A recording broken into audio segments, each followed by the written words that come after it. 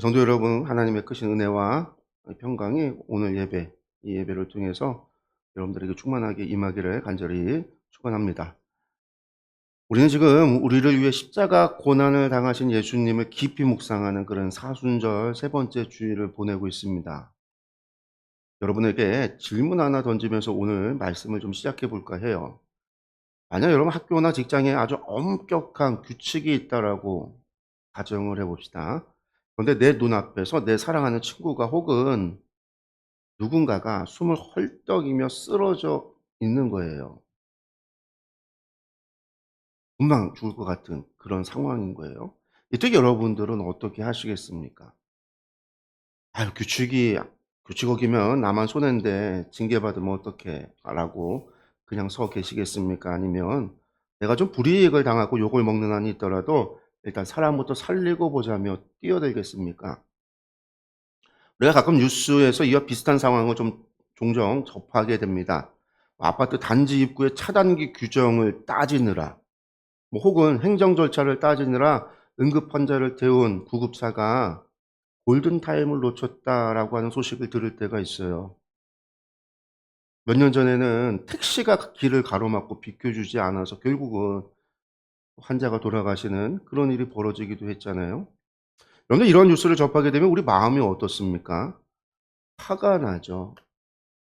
뉴스를 보는 모든 사람들은요, 하나같이 분노하게 돼요. 아니, 규정이 사람 목숨보다 중요하냐라고 외칩니다.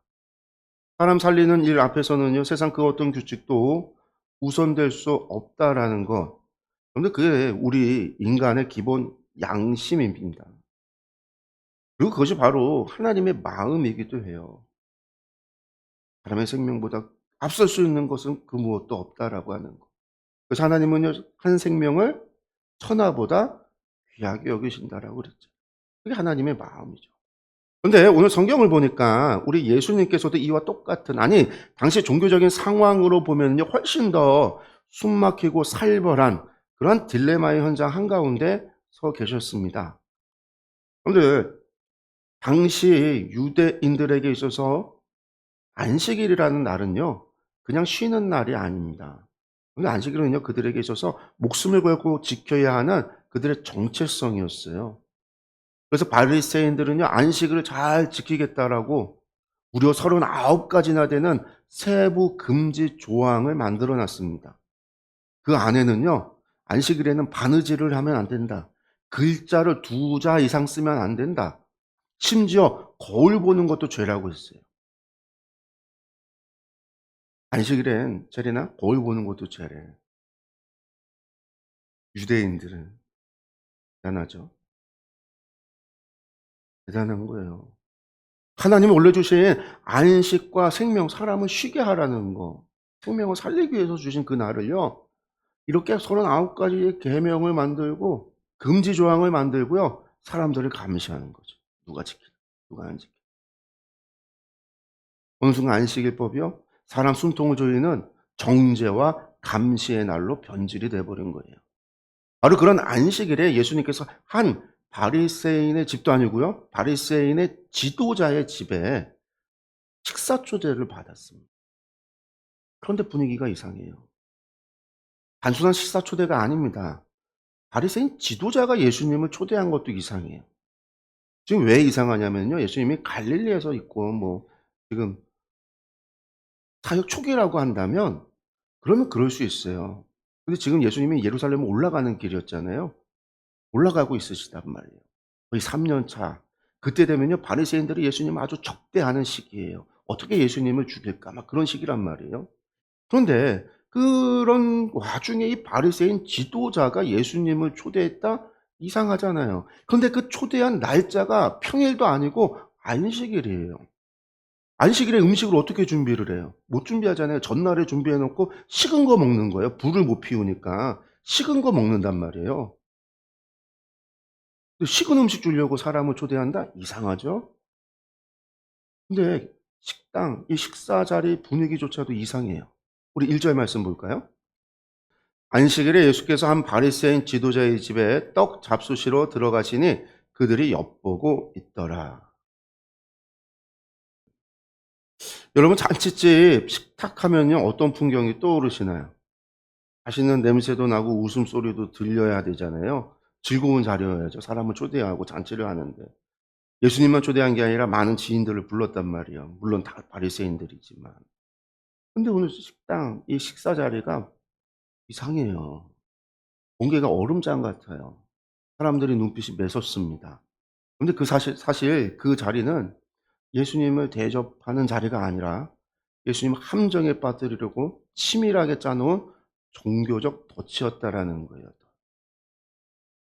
우리는요 오늘 이 숨막히는 식탁에서 벌어진 사건을 통해서 세 가지 대조가 대조되어지는 것을 보게 될 겁니다. 이 말씀을 통해 우리 안에 있는 차가운 율법주의를 내려놓고 영혼을 살리려 자기 자신을 다 내어 주신 그 십자가, 그 예수님의 따뜻한 사랑, 우리와 함께하길 원하시는 그 동행동거의 은혜를 가슴 깊이 새기시는 그런 시간이 되기를 소망합니다. 네, 첫 번째 제조가 뭐냐? 우리가 볼 것은요, 시선의 차이가 있다라는 거예요. 시선. 차가운 눈빛, 영혼을 향한 국률의 눈빛. 차가운 감시의 눈길과 영혼을 향한 국률의 눈길이 정면으로 맞붙고 있다라고 하는 게 우리가 처음 바라봐야 되는 겁니다. 이 1 절의 말씀 끝을 보면은요. 바리새인들이 예수님을 뭐 하고 있었다라고 이야기하냐면요. 엿보고 있더라라고 되어져 있어요. 여기서 엿보다라고 하는 말이 헬라어로 파라테르메노이라고 합니다. 근데 이것이요 엿보다는 게 눈으로 살짝 곁눈질하면서 슬쩍슬쩍 흘끔흘끔 쳐다보는 그런 말이 아니에요. 이 파라테르메노이라고 하는 말은요. 맹수가 사냥감을 노릴 때 혹은 저격수가요 목표를 쏘려고요. 숨죽이고 아무것도 안 하고 숨을 참고 망원경으로 집중해서 보는 도끼 서린 시선, 이런 게 바로 파라테르메노이라는 거예요. 엿보다라고 번역이 되어 있으니까 그냥 슬금 그냥 '예수님 누군가?' 이렇게 봤다, 그런 의미가 아니라 잡아먹을 듯이 노려봤다, 뭐 그런 뜻이에요. 어디 한번 걸려들기만 해 봐. 뚫어지게 감시하는 뱀 같은 눈빛이었다라는 뜻입니다. 소문의 예수님을 초대하여 호기심에 엿보는 시선이 아닙니다. 바리새인 지도자가 초대한 그 식탁에 함께한 바리새인들은 전부 다 예수님을 잡기 위해 도끼 어린 시선으로 예수님을 바라보고 있었다라는 뜻이에요. 그런데 그 차가운 시선 한가운데 아주 낯선 사람 하나가 있어요. 그 식사 자리와는요 전혀 어울리지 않는 사람입니다. 결코 있어서는 안 되는 사람이 가장 중요한 자리에 있는 거예요. 2 절의 말씀을 한번 볼까요? 주의 앞에 수종병 든 한 사람이 있는지라. 예수님 앞에 누가 있다고요? 수종병 든 사람, 한 사람이 있다라는 거예요. 그 옛날 개역 한글 성경에서는요 고창병이라고 했어요. 몸에 물이 차서 퉁퉁 붓고 썩어 들어가는 그런 아주 고통스러운 불치병입니다. 당시 불치병. 그래서 당시 유대인들은요 이 병을 단순한 질병이 아니라 탐욕에 대한 하나님의 저주다, 이렇게 생각을 했어요. 그래서 철저히 이 사람을요 부정한 사람, 이 병이 걸린 사람을요 부정한 사람, 죄인으로 여겼어요. 그러면요 이렇게 부정하다고 여김받는 사람, 이 수정병 드는 사람들은 어떻게 살아갈까요? 당연히 사람들 사이에 어울리면서 살아갈 수 없어요. 사람들 있는 곳에 나갈 수조차 없어요. 왜? 부정하니까. 부정한 사람이 접촉하면요 부정해지잖아요. 부정한 사람이 앉았던 의자 부정해져요. 그 사람이 앉아서 먹었던 식탁 다 부정해진단 말이에요. 부정은 접촉이기 때문에. 그러니까 이런 사람은요 당연히 격리되어야만 돼요. 왜 나병 환자들은 아예 마을 바깥으로 쫓겨났다라고 한다면 이 사람도 격리되어야 돼요. 최소한 그 집에서 격리되어야만 돼요. 부정이 옮을 수 있기 때문에. 그런데 그런 부정한 사람이 지금 바리새인의 지도자의 집에, 그것도 그 지도자가 누군가를 식사에 초대한 그 자리에, 그 사람뿐만 아니라 자신의 친구들인 바리새인들, 이 사람이 지도자니까 그 사람 밑에 있는 바리새인들까지 초대해서 그 식탁 자리에 이런 부정한 사람이 나왔다? 거기에 서 있다? 절대로 불가능한 일이에요. 예수님 앞에 서 있다는 의미가요, 그냥 식탁에 서 있다라는 의미도 아니에요. 유대인들의 식탁은요, 디귿자 형태였어요. 우리 지금 앞에 나와 있는 것처럼요, 디귿자 형태였어요. 그리고 가운데 음식이 있어요. 저기 이제 이미지가 잘못되어 있는데, 가운데 테이블에 음식이 놓여져 있고요. 디귿자로 침상같이 이렇게 있어요. 그럼 거기에 누워서 옆으로 비스듬히 누워서 좌측으로 누워서 음식을 먹는 거예요. 그 서서 시중 드는 사람들이 서서 음식을 나르고 부족하면 갖다 채워 놓고 그렇게 식사가 이루어져요. 근데 예수님이 이 자리 가운데서도요, 왼편 첫 번째에서 두 번째, 여기가 상석이에요. 손님을 초대하면 거기에 누거든요. 자리가 거기에 배치가 되는데 그 앞에 있었다라는 거예요. 예수님 앞에. 그러니까 이 디귿자 정 가운데 이 사람이 그 정 가운데 서 있었다라는 거예요. 마치 무대 중앙에 서 있는 것 같은. 자, 여기서 질문입니다. 그렇게 부정한 병자가 어떻게 바리새인의 지도자, 그 지도자의 집에, 그것도 그 안식일 식탁에 들어설 수 있었을까요? 정중앙. 모든 사람들의 앞에 서 있다. 어떻게 그럴 수 있었을까요? 그래서 답은 뻔합니다. 바리새인들이 이 지도자가 이 사람을 일부러 계획적으로 거기에 세워둔 거예요. 데리고 온 거예요. 예수님을 시험해 보려고 일부러 데려다 놓은 미끼라는 거예요. 이 사람이 왔다 갔으니까 바리새인들 집 그날 청소하고 난리가 났을 거예요. 대청소. 왜? 이 사람이 밟고 지나간 모든 자리가 부정하기 때문에 정결례에 따라서 다 치워야 돼요. 다음 날 밤에 이루어졌다라고 하면은요, 다음 날이니까 그날 해 떨어지고 나서부터가 하루의 시작이니까 안식일의 시작이 그날 밤까지 사람들 나가지도 못하고 부정하니까 청소하고 그래야만 되는데, 그러한 수고로움을 감당해내고 이 사람을 데려놓은 거, 고의로 계획적으로 내려놓은 미끼라는 거예요. 어디 예수네가 안식일 법을 어기고 이 병자를 고치나 안 고치나 한번 보겠다라는 거죠. 안식일 안식일법은요, 출애굽기에서도, 민수기에서도 안식일 어긴 사람 어떻게 했어요? 불로 쳐서 죽였단 말이에요. 하나님이 죽이라고 되어 하셨단 말이에요. 민수기에 기록이 되어져 있어요. 그러다 보니까 안식일법을 가지고 사람을 죽이는 거에 있어서 거리낌이 없어요. 근거가 성경에 있으니까. 물론 재판의 과정을 겪어야 되고 정말 죽을 만큼의 죄인가 아닌가 따져봐야 되겠지만, 함부로 안식일 안 지켰다고 죽이고 그러진 않았지만 얼마든지 사람을 죽일 수 있는, 사형시킬 수 있는 법이 안식일법이라는 거예요. 그러니까 지금 이거 철저히 계획된 함정인 거예요. 성도 여러분, 여기서 우리는요, 하나님의 마음을 아프게 하는 종교의 민낯을 보는 거죠. 사랑이 빠진 종교는 폭력입니다. 중사시대 때 가톨릭이 사랑이 빠지고 얼마나 사람들을 많이 마녀 사냥을 통해서, 이단 정제를 통해서 얼마나 많은 종교적 학살을 했는지 몰라요. 사랑이 빠진 종교는요, 폭력입니다.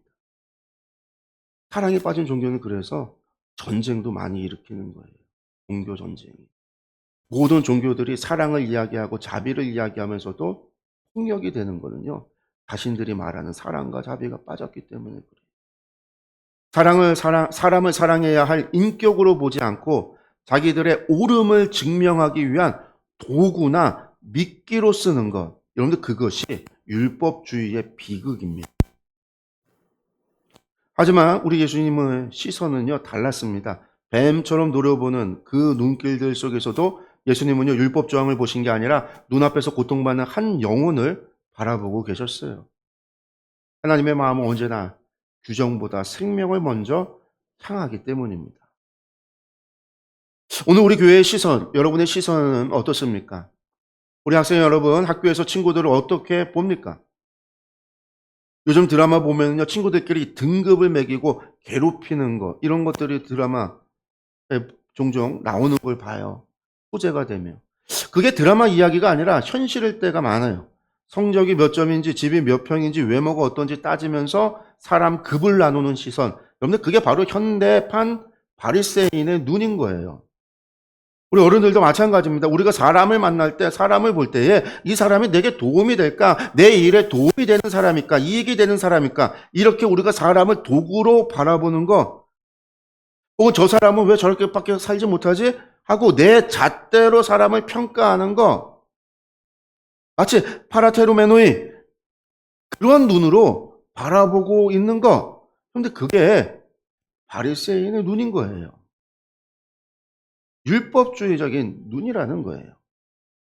사순절이 아침에 우리 안에 이 차가운 눈을 회개했으면 좋겠습니다.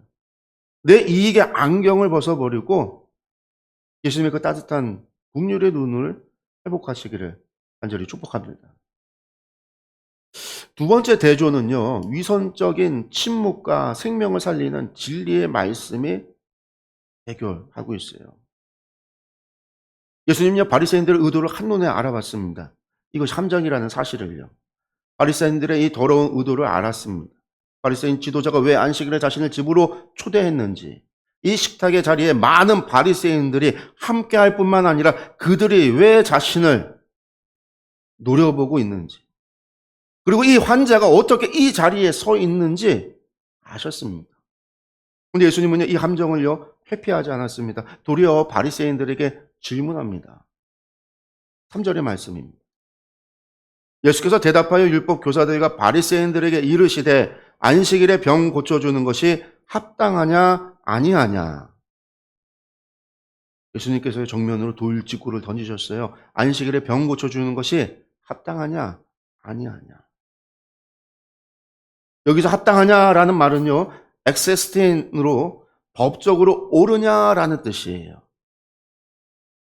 예수님께서요, 바리새인들이 준비한 판을 제대로 흔들어 버렸습니다. 아니요, 이것을 역전해서 무려 그들을 시험하는 질문으로 바꿨어요. 예수님께서 이렇게 질문하자 4절 상반절에 보면은요, 그들이 어떻게 합니까? 그들이 잠잠하거늘 입을 꾹 다물어 버렸습니다. 왜요? 할 말이 없어서가 아닙니다. 자신들이 더러운 의도가 드러났기 때문일까요? 아니에요. 이들이 부끄러움을 알았다라고 한다면 이런 함정 자체를 만들지도 않았어요. 그런데 이들이 입 꾹 다물고 있습니다. 어느 누구도 나서서 답을 하는 사람이 없어요. 예수님의 질문이 그들의 위선과 거짓을 발가벗기는 완벽한 시험, 함정이라는 것을요, 그들이 알았기 때문이에요. 그들도. 만약 여기서 이 질문 앞에서 예, 안식일에 병을 고치는 것이 합당합니다라고 대답을 한다면 지금까지 자신들이 목숨처럼 지켜온 이 장로들의 유전과 안식일 체제를 스스로 무너뜨리는 꼴이 돼버리는 거죠. 반대로 아니요, 아무리 아파도 안식일에는 병을 고쳐서는 안 됩니다 라고 대답을 한다면 눈앞에 죽어가는 불쌍한 사람을 외면하는 피도 눈물도 없는 잔인한 자들이 되어서 무리들의 지탄을 받게 되기 때문입니다. 결국 그들은 생명이 눈앞에서 죽어가든 말든 자신의 체면과 종교적인 기득권 그리고 정치적 유불리만을 계산하다가 비겁한 침묵을 선택한 거예요. 여기서 우리는 중요한 영적 균형을 잡아야 해요. 예수님의 안식일에 병을 고치신 것은 율법이나 질서를 무시하는 무법적 행동이 아니에요. 이제부터 다 무시하고 살아가, 그걸 이야기하는 게 아니에요. 오히려 율법을 만드신 하나님의 원래의 목적, 즉 깨어진 창조 세계를 회복하고 안식을 주시는 일, 이것을 행하심으로 율법을 가장 온전하게 완성하신 겁니다. 사랑과 질서는요, 충돌하는 것이 아니에요. 참된 질서는 생명을 살리는 방향으로 흐를 때 가치가 있어요. 만약 우리가 사랑이 제일이다라고 하며 내 마음대로 규칙을 어긴다면 그것은 방종이죠. 하지만 법이 제일이다라고 하면서 눈앞에 생명을 외면한다면 그것은 폭력입니다. 예수님이 보여주신 길은 생명을 살리기 위해 법의 한계를 뛰어넘는 고귀한 사랑의 질서였어요. 사랑이야말로 모든 율법의 마침표이자 가장 완벽한 체계임을 주님은 십자가에서 온몸으로 증명하셨잖아요. 여러분들 우리는요, 그러면 우리의 삶을 한번 돌아본다라고 한다면 우리도 우리 바리새인들 같이 때로는 침묵할 때가 있지 않나요? 여러분들 우리는 어디에서 침묵을 하죠? 학교에서 누군가 억울함에 따돌림 당하는데 나까지 피해볼까? 이런 생각에 모른 척하지는 않았습니까? 마음속으로는 '저건 잘못된 건데 도와줘야 하는데.'라고 생각하면서도 침묵한 적이 있지는 않나요, 우리 학생들? '내가 나섰다가 나까지 왕따 당하면 어떡하지? 그냥 가만히 있는 게 중간은 가는 거야.'라고 생각하면서 고개를 돌리는 그 침묵은 중립이 아니라 비겁함입니다. 우리 장년 성도님들도 마찬가지예요. 직장에서 불이한 일을 봐도 '내 일에 지장이 있을까? 나의 승진에 불이익이 있을까?' 고개 돌리지는 않습니까? 예수 안 믿고 지옥 가는 가족과 이웃을 보면서도 관계가 깨어질까 봐 복음 전하기를 주저하지 않습니까? 여러분들 이 또한 침묵입니다. 사랑하는 성도 여러분, 기독교는 침묵의 종교가 아닙니다. 하나님은 우리가 세상의 눈치나 나의 유익을 계산하며 침묵하기를 원하지 않습니다. 우리가 성경을 통해서 배우는 것처럼 주님과 동행 동거하는 사람은 예수님처럼 담대해야 합니다. 손해를 보더라도 따돌림을 당하더라도 생명을 살리기 위해 진리를 지키기 위해 담대히 사랑을 말하고 복음을 선포하는 생명의 입술이 되시기를 축원합니다.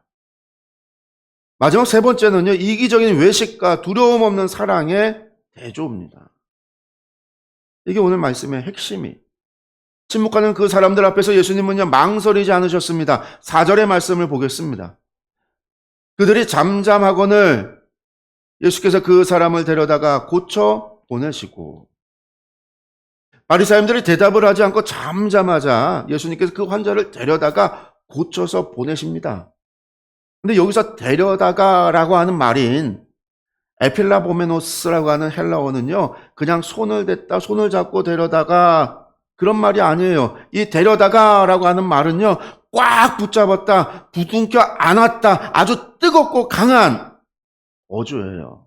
단어예요. 꽉 붙잡고 꽉 부둥켜 안는 말, 그게 에필라보메노스라고 하는 말이에요. 여러분 한번 상상해 보세요. 온몸이 붓고 진물이 흐르는 그러한 질병입니다. 아무도 가까이 하지 않으려고 해요. 이 부정한 환자를요.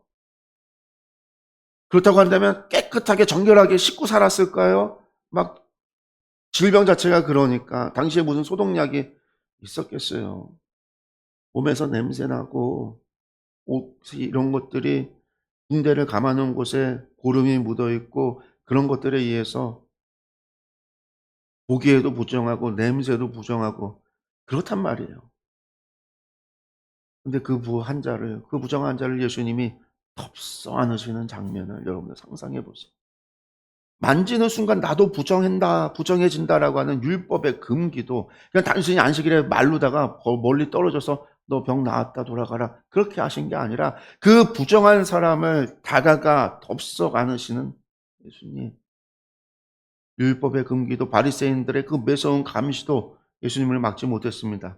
질병뿐만 아니라 죄인 취급받던 그 영혼의 수치심까지 단번에 녹여버린 구원의 안수였고 포옹이었고 터치였어요. 그리고 이 일침회가 아시죠? 너희 중에 바리새인들을 향해서 일침회가 합니다. 너희 중에 아들이나 소가 우물에 빠졌으면 안식이라도 당장 끌어내지 않았느냐. 너희는 너희 재산이나 자식 귀한 줄은 알면서 안식일 따지지 않고 달려가면서 구하면서 왜 하나님의 형상인 이 사람이 고통받는 건 법 따져가면서 구경만 하고 있느냐라는 거예요. 그런데 이 말씀 앞에 그들이요 아무 대답도 못해. 여러분들 이것이 무슨 말이냐? 바리새인들이요 자신들의 율법으로 여겼던 장로의 유전과 구전 율법에도 사람의 생명의 위협을 받으면 심지어 자기 집 가축이 구덩이에 빠지면 안식일이라도 밧줄을 던져서 끌어올려라 구하라 라고 하는 예외 규정이 있었어요. 집에 아이가 아파서 생명의 위급함이 있으면 약을 줘줘라 고쳐줘라 생명을 살려라 예외 규정이 있었단 말이에요. 여러분 이 규정, 예외 규정을 만드는 게 누구예요? 하나님이 만드셨어요? 아니에요. 이거 랍비들이 만든 거예요. 바리새인들 자신들이 만든 거예요. 자신들이 자신들을 위하여 예외 규정을 둔 거예요. 이처럼 바리새인들은 자신의 재산을 위해서는요. 예외 규정을 두고 자신의 자식이 아파할 때는요. 치료를 위한 예외 규정을 만들어 가면서도 남에게는요. 예외 없는 율법을 지키라고 강요한 거예요. 하나님께서 본래 안식일 규례를 세우신 의도와 그 뜻을 외면했던 바리새인들입니다. 지금 예수님은요 그것을 콕 집어서 말씀하고 있는 거예요. 한마디로 어떻게 천하보다 귀한 하나님의 형상인 이 사람이 평생 질병으로 구덩이에서 고통받고 있는데 그것을 고쳐주는 것을 법의 잣대로 너희가 감히 정죄하느냐. 이 외식하는 위선자들아. 이렇게 책망하신 겁니다. 이 말씀 앞에 그들은 감히 대답하지도 못하고요. 완전히 무너져 내려요. 여기서 우리는 아주 중요한 영적 원리를 발견하게 됩니다. 하나님의 은혜와 사랑은 인간이 만들어 놓은 어떤 종교적 형식이나 율법의 한계도 뛰어넘는다라는 거예요. 하나님의 사랑은 무조건적이며 대가를 계산하지 않고 유불리를 따지지 않습니다. 공경에 처한 자녀를 구하기 위해 물불을 가리지 않고 꽉 붙잡아 안아주는 거, 여러분 그것이 바로 하나님의 마음입니다. 사랑하는 성도 여러분, 사순절을 보내며 십자가를 바라보는 우리에게 이 수종병 환자는 누구입니까? 바로 저와 여러분 자신입니다. 우리는 모두 죄와 욕망으로 몸집을 불리며 영적으로 퉁퉁 부어 썩어 들어가는 중증의 수종병 환자와 같은 존재였습니다. 율법의 잣대대로 한다면 우리는 거룩하신 하나님 앞에 결코 나아갈 수 없는 버림받아 마땅한 부정한 자들이었습니다. 그럼 우리를 살리시기 위해 예수님께서 어떻게 하셨습니까? 하늘의 그 영광스럽고 편안한 보좌를 버리시고 이 차갑고 부정한 세상에 내려오셨습니다. 세상 사람들의 비난과 조롱을 뚫고 바리새인들의 정죄를 온몸에 받아내시면서 마침내 십자가 위에서 양팔을 벌려 죄로 죽어가는 우리를 에필라 보메노스 꽉 부둥켜 안아주셨습니다. 내가 부정해진다면 내가 그 부정을 덮어주마. 내가 죽어야 한다면 내가 대신 죽어주마. 십자가는요 바로 율법의 저주를 깨뜨리고 우리를 살려내신 예수님의 가장 강력하고 따뜻한 사랑의 터치입니다. 이 위대한 십자가의 터치, 그 동행동거의 은혜를 여러분들 경험하셨습니까? 경험하셨잖아요. 주님 만나는 그날 우리 그 놀라운 은혜와 사랑을 마음 깊이 깨달았잖아요. 그렇다고 한다면요, 이제 우리의 삶이 달라져야만 돼요. 내 아들, 내 양, 내 재산, 내 안위만 챙기는 이기적인 신앙에서 벗어나야만 합니다. 예배당 문을 나서면 세상에는 여전히 수전병 환자처럼 절망의 구덩이에 빠져 누군가의 따뜻한 손길을 기다리는 이웃들이 널려 있습니다. 성적에 짓눌린 친구들, 가난과 외로움에 떠는 어르신들, 직장에서 상처받고 울고 있는 동료들, 그런 사람들 너무나 많아요. 그들을 향해 정죄의 손가락질을 하는 바리새인이 되지 마십시오. 예수님처럼 비난을 두려워하지 않고 다가가 그들의 손을 꽉 붙잡아주는 따뜻한 사랑의 손길이 되십시오. 여러분들 그것이 진정으로 십자가의 은혜를 아는 자의 삶입니다. 사랑하는 성도 여러분, 기독교는 굳어버린 규칙이나 답답한 종교가 아닙니다. 죽어가는 영혼을 살려내는 생명의 종교입니다. 오늘 바리새인의 식탁에 앉아있던 우리 자신의 모습을 정직하게 회개합시다. 사람을 이용하려 했던 시선, 비겁한 침묵, 이기적인 마음들, 근데 이거 다 오늘 내려놓읍시다. 그리고 나를 살리려 십자가 그 주님의 뜨거운 사랑을 가슴에 품으십시오. 여러분들 이제 결단합시다. 우리 교회가 여러분의 가정이 학교와 직장이 남을 정죄하는 차가운 식탁이 아니라 상처받은 영혼이 위로받고 고침받는 예수님의 생명의 식탁이 되도록, 그러한 식탁이 되도록, 병든 자가 치유받고 상처받은 영혼이 꽉 끌어안을 받는 예수님의 따뜻한 치유가 일어나는 그러한 생명의 식탁, 참된 동행 동거의 식탁이 되도록 우리 모두가 오늘 말씀을 기억하면서 그렇게 다가가기를 간절히 주의 이름으로 축원합니다.